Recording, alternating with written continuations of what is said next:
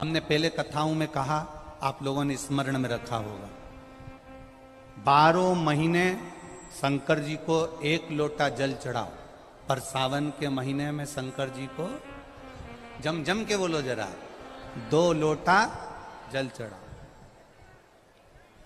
शिव जी को 2 लोटा जल।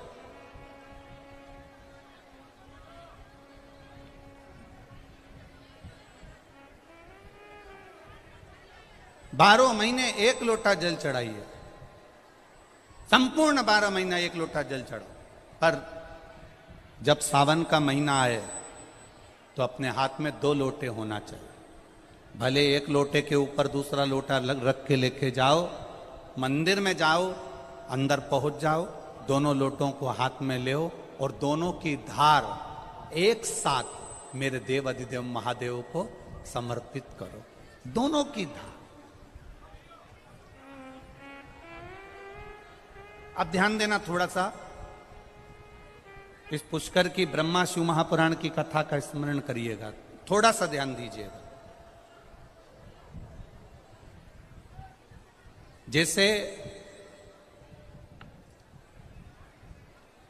ये शिवलिंग है, ये जलाधारी है, ये यहां से जल नीचे जा रहा है। जलाधारी का जो मुख होता है वो उत्तर की ओर हो जाता है, ठीक है, समझिएगा जरा। अब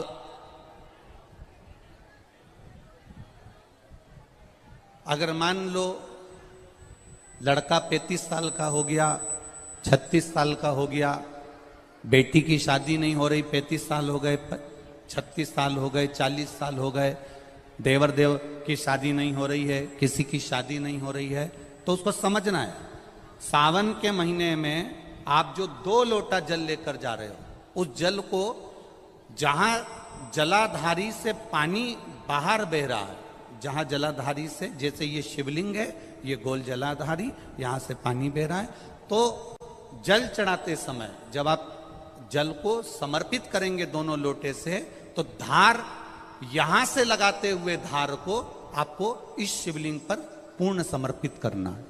कहां से चालू करेंगे? ये जलाधारी जो बनी हुई है अशोक सुंदरी का स्थान, किसके स्थान से? अशोक सुंदरी के स्थान से। अगर लड़के की शादी, लड़की की शादी ना हो रही हो, 35 साल, 40 साल, 42 साल के हो गए, विवाह का कोई योगी नहीं बन रहा, 28 साल, 30 साल हो गए, बहुत प्रयास कर लिए, तो एक सावन के महीने का नियम, 2 लोटे जल लेकर देवाधिदेव महादेव के सामने जाइए। यहां अशोक सुंदरी वाली जगह से दोनों धार एक साथ चढ़ाना प्रारंभ करिए और करते करते वो धार शंकर भगवान के शिवलिंग पर ले जाकर छोड़ दीजिए। ये सावन के महीने के अगर आपने मात्र 7 दिन भी लगातार अगर ये धार आपने चढ़ा ली है, तो देव अधिदेव महादेव की कृपा से 3-4 महीने में सूचना आपको प्राप्त हो ही जाती है। जल की महत्वता, बोल बम का नारा है। नियम है, जिस लड़के लड़की का विवाह नहीं हो रहा हो, शादी नहीं हो रही हो, बहुत परेशान हो गए, कहीं मंगल है, कहीं राहु है, कहीं केतु है, कहीं काल सर्प दोष है, कहीं कुछ है, बच्चे बच्ची का विवाह नहीं हो रहा, बार बार देखने आते हैं पर विवाह पक्का नहीं होता, कुछ ना करिए।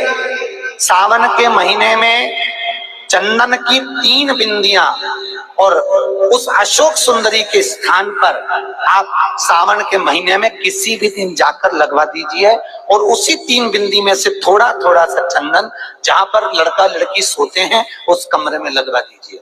6 महीने के अंदर विवाह पक्का हो। आज बारिश का समय चल रहा है,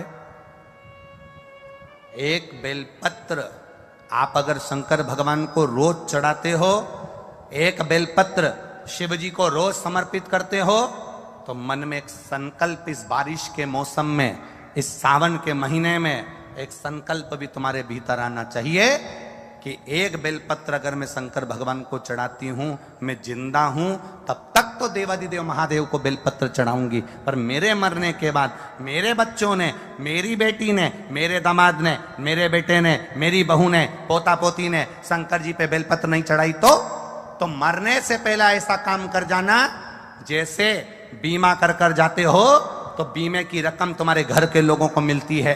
जमा तुम करते हो, रकम तुम्हारे परिवार वालों को मिलती है। उन परिवार वालों का भला कर कर जाते हो, उसी तरह एक भला अपना भी कर कर जाना और संसार सागर का भी कर कर जाना। मेरे मरने के बाद बेलपत्र कौन चढ़ाएगा, इसलिए एक बेलपत्र का पेड़ लगा कर जाना। उस पेड़ की बेलपत्र कोई भी तोड़कर महादेव को चढ़ाएगा, फल तुझे ही मिलेगा। एक बेलपत्र का वृक्ष तुम भी लगा कर जाओ, उस बेलपत्र के पत्ते को कोई तोड़ेगा, शंकर पर चढ़ाएगा, फल मुझे मिलेगा। उस बेलपत्र के पत्ते को कोई तोड़ेगा, शिव को समर्पित करेगा, उसका फल मुझे मिलेगा। मैं चली भी गई, वृक्ष तो रहेगा, पेड़ तो रहेगा। श्रेष्ठ कर्म कर कर देखिए।